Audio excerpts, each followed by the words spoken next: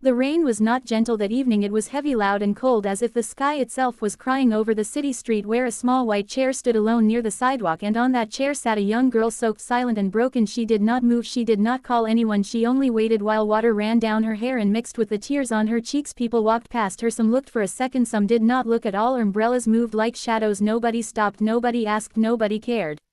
Her dress was simple, her shoes were wet, her hands were shaking from cold, but still she stayed because she had made a promise to her father that she would wait there no matter what, because he said sometimes the world shows its real face when you look weak and invisible. Cars passed by, splashing water onto the road, lights reflected on the wet street like broken stars, and the girl kept her eyes on the ground as if she was afraid to hope again. Inside a small cafe across the street, a man noticed her through the window. He watched her for several minutes, wondering why a child would sit in rain like that. Finally he could not ignore it anymore. He walked outside holding his jacket over his head and approached her slowly. He spoke softly so he would not scare her and asked, "Why are you sitting here in the rain, my child?" The girl slowly raised her head. Her eyes were red but calm. She looked at him and said, "I am waiting for my dad." The man smiled kindly and said, "He will come, do not worry. Who is your father?" She swallowed and whispered, "My dad is a billionaire."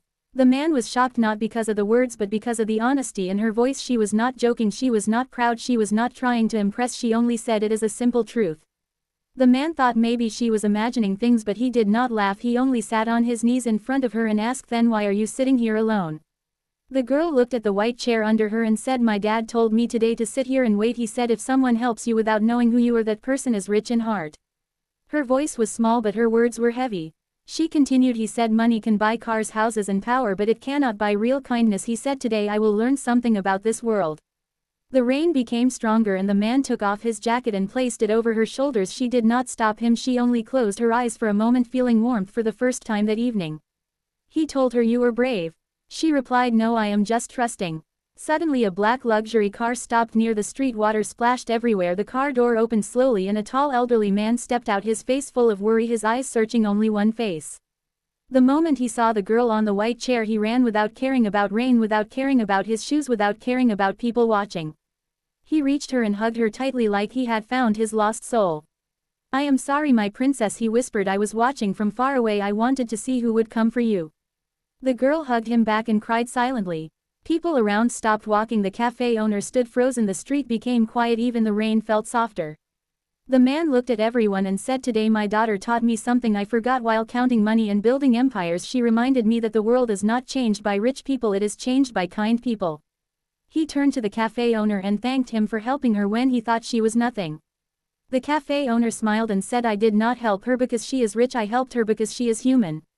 The billionaire lowered his head with respect. The girl stood up from the white chair and looked at it one last time and said, "Today this chair showed me who I can trust and who I cannot." Her father held her hand and they walked away while the rain slowly stopped and the clouds opened. A little light touched the street and the empty white chair. That chair did not look lonely anymore, it looked peaceful, like it had completed its purpose. And from that day the billionaire changed. He built schools not to teach children how to become rich but how to become kind. He funded programs not for success but for compassion. He told every child, "My daughter once sat on a white chair in the rain and the world taught her a lesson no book could teach." And the girl grew up remembering that kindness is not found in wallets, it is found in hearts. Because the richest people are not those who own the most but those who give the most. And somewhere in that city that white chair still stands, reminding everyone that sometimes the smallest seed can teach the biggest lesson.